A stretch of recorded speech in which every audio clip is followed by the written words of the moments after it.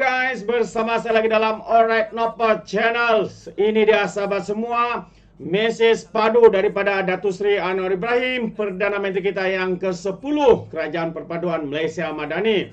Walaupun sering dihina, difitnah, berbagai kenyataan-kenyataan untuk memburukkan, menjatuhkan reputasi imej Perdana Menteri. Tetapi hari ini sahabat-sahabat semua, satu demi satu tindakan yang dilakukan Datuk Seri membuahkan hasil dan kini negara kita berada pada landasan yang tepat. Kerana itu, pihak pembangkang geng-geng sapu bersih, geng-geng kaki fitnah, geng-geng tebuk atap tidak punya isu yang dimainkan, melainkan menyerang pribadi Perdana Menteri kita, Datuk Seri Anwar Ibrahim. Jadi saya mau kita mendengar bersama mesej ucapan yang disampaikan oleh Datuk Seri Anwar Ibrahim sempena untuk kita melangkah ke tahun yang baru, tahun 2024. Jadi tanpa buang masa sahabat semua, mari kita tonton video ini. Dan salam sejahtera. Saudara-saudari rakyat Malaysia dikasihi sekalian, kita telah melabuh tirai menutup tahun 2023 Masihi. Wajah saya mulakan dengan memberikan sedikit sebanyak rumusan, mengulangi apa yang telah disampaikan kepada umum, bahawa kedudukan prestasi pertumbuhan ekonomi masih bertahan hampir 4% satu tahun, yang di antara yang terbaik. Tetapi ada lagi nikmat dan kejayaan, umpamanya penurunan inflasi kurang dari 2%, penurunan kadar pengangguran yang sangat rendah. Saya tidak mau terpukau dengan angka dan data ini kerana saya akui ukuran sebenarnya ialah tentang kemaslahatan, kebajikan, kesejahteraan rakyat. Peratus memang rendah, tetapi bagi yang tertekan dengan kehidupan, kos sara hidup dan sebagainya, masih perlu ditangani. Saudara-saudari, kita bekerja sebagai satu pasukan. Dan apa yang dicatatkan ini adalah berkat satu sistem politik yang stabil, yang baru dicapai setelah negara dilanda dalam suasana ketidaktentuan selama beberapa tahun. Jadi dengan pandangan dan nasihat pedoman Bawah Duli Yang Maha Mulia Raja Melayu, dan khususnya keputusan dan kebijaksanaan Yang di-Pertuan Agong, kita telah dapat mengharungi dengan bergaya dan berjaya. Tetapi saya tekankan bahawa ukuran sebenarnya dengan kekuatan dan kestabilan adalah kerja sebagai satu pasukan dan menangani isu-isu yang basic dan asas untuk rakyat dan negara. Pertama, tumpuan penuh pada usaha memacu pertumbuhan ekonomi. Pertumbuhan ekonomi itu dapat dilakukan dengan membetulkan tata kelola. Dan Alhamdulillah, dalam kecekalan, semua agensi penguasaan, kita lihat beberapa penerobosan langkah-langkah yang menggemparkan, termasuk bertindak terhadap penguasa yang maha kaya di negara kita, yang diketahui umum telah menggondol kekayaan yang luar biasa. Tahniah kepada SPRM. Pihak PDRM umpamanya telah dapat mencekal kegiatan dadah yang besar di Sabah yang diketahui tetapi tidak ada tindakan berkesan sebelum ini. Lembaga hasil dalam negeri umpamanya telah dapat menjalankan tugas dengan lebih mengesankan, sehingga catatan pendapatan itu jauh lebih baik bersama dengan custom. Ini selain daripada usaha-usaha MITI, Kementerian Pelaburan yang telah berjaya bersama dengan Kementerian Luar Negara. Kementerian Luar Negeri ini selain daripada meningkatkan usaha diplomatik, penumpuan kita sekarang adalah ke arah mengalih pandangan kepada isu pertumbuhan ekonomi pelaburan. Dan sebab itu, secara keseluruhannya pelaburan, hasil daripada lawatan kita, penemuan kita, keyakinan bersistem politik dan dasar yang jelas ekonomi madani transisi tenaga ataupun peralihan tenaga, transformasi digital, pelan perindustrian, beberapa kerangka dalam belanjawan negara. Ini semua telah menyebabkan keyakinan bertambah dan secara menyeluruh mencecah hampir 350 bilion ringgit. Sekali lagi saya tekankan, angka ini tidak harus memukau. Pertama, untuk memastikan pelaksanaan itu jauh lebih berkesan. Kaedah lama tidak boleh dipakai, mesti diperbaiki. Kadar kecepatan, kepesatan, kelulusan oleh semua jabatan harus dikerah sebagai seolah-olah menghadapi isu keselamatan dan keadaan darurat. Kerana dengan cara ini kita boleh pacu ekonomi dan menjadi satu negara yang mampu berdaya saing. Baru-baru ini kita mencatat umpamanya status kota raya, bandaraya Kuala Lumpur dengan minat pelancong dan pelawat yang jauh lebih baik ketimbang banyak negara-negara lain. Ini hanya satu permulaan. Sekali lagi, kalau kita rasa terpukau ikut kaedah lama, kita terbaik, kita akan menghadapi masalah.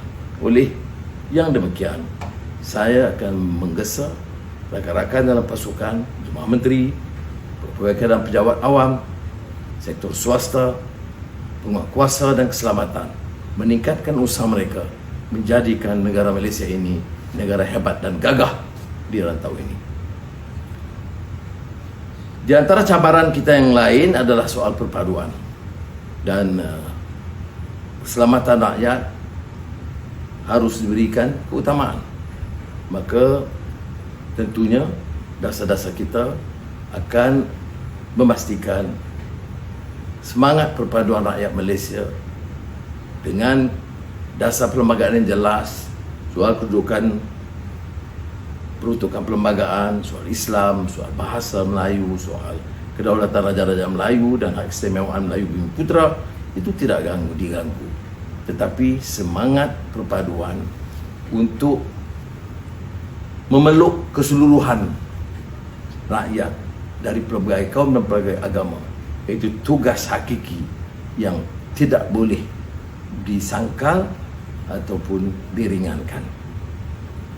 Kalau ini dapat kita capai, kita boleh beralih daripada permasalahan titik bengek tidak berkesudahan dan menyerahkan kepada tokoh-tokoh politik yang berhasrat untuk mempermainkan isu-isu ini untuk meraih sokongan.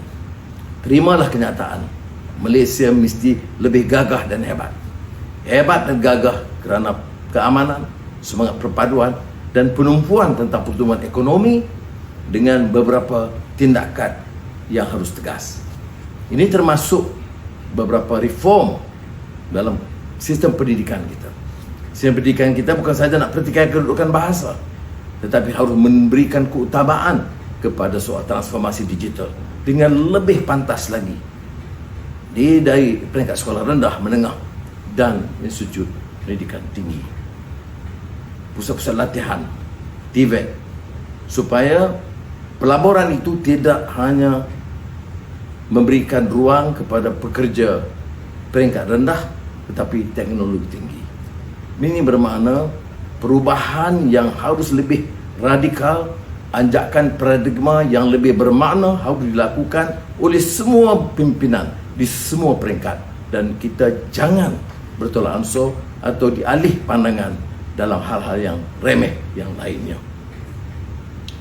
Dan syukur alhamdulillah, ketegasan kita juga diterima di peringkat antarabangsa dan seluruh jentera kerajaan dan pimpinan dalam memainkan peranan. Umpamanya yang terakhir, selain daripada kenyataan kita yang tegas mendukung semangat aspirasi perjuangan rakyat Palestin, khususnya Gaza, juga mengambil tindakan yang berani menghalang kemasukan barangan kapal Israel yang diizinkan sebelum ini oleh pemerintah terdahulu sejak 2012. Tetapi langkah ini dirasakan amat perlu. Begitu juga mengambil tindakan untuk mengelakkan beberapa kebincangan lain. Kita mengharapkan insya-Allah suasana global itu akan bertambah baik, walaupun ramai yang melahirkan kesangsian mereka kerana pergolakan Rusia Ukraine yang tidak berkesudahan, walaupun pendirian kita ialah menganjurkan perundingan perdamaian di antara Rusia dan Ukraine, dan keduanya mengecam tindakan ganas zalim pemerintah Zionis Israel yang terus menyerang, mengenepikan seluruh suara dunia kerana dukungan dan yang saya sebut kepura-puraan dan hipokrisi beberapa negara barat. Mudah-mudahan tahun 2024 masih ini memberi suatu suasana yang lebih cerah, positif bagi rakyat Malaysia, dan tanggungjawab pimpinan dan seluruh jentera ialah untuk alih pendekatan tumpuan kita ke arah pembangunan ekonomi supaya tumpuan meredakan nasib rakyat dari segi inflasi, dari segi pengangguran, dari segi kos sara hidup, dari segi mutu pendidikan, khidmat kesihatan dan khidmat kepada rakyat keseluruhannya dapat terjamin. Wassalamualaikum warahmatullahi wabarakatuh. Terbaik sahabat-sahabat semua. Itu dia mesej padu yang disampaikan oleh Perdana Menteri kita, Datuk Seri Anwar Ibrahim, dengan memberikan kesimpulan usaha yang sedang dilaksanakan oleh pihak kerajaan hari ini. Dan secara mata kasar sahabat-sahabat semua, kita boleh melihat dan menilai sumbangan dan apa yang telah dilakukan oleh kerajaan ini. Walaupun pembangkang Perikatan Nasional PAS dan Bersatu menidakkan semua itu kerana apa? Kerana mata mereka dikaburi dengan kerakusan kuasa. Telinga mereka sudah dipekakan dengan apa yang mereka lakukan dengan fitnah, dengan tuduhan yang dilemparkan ke atas Perdana Menteri kita. Namun apapun, hari ini kita dapat melihat kerajaan berada pada landasan yang tepat, dan pastinya rakyat akan memberikan dukungan penuh kepada kerajaan hari ini di bawah pimpinan Datuk Seri Anwar Ibrahim. Itu pandangan saya. Bagaimana dengan Anda di luar sana? Adakah Anda setuju atau tidak? Anda boleh berikan komen di dalam ruangan komen. Jadi terima kasih. Sampai di sini saja. Izinkan saya untuk mengundurkan diri. Dan seperti biasa, peribahasa mengatakan, tapapun kangkap, 2 ton keinginan. Dalam bahasa Melayunya, tepuk dada, tanya selera. Sekian saja daripada Alright Nopper Channel. Kita berjumpa lagi. Bye-bye.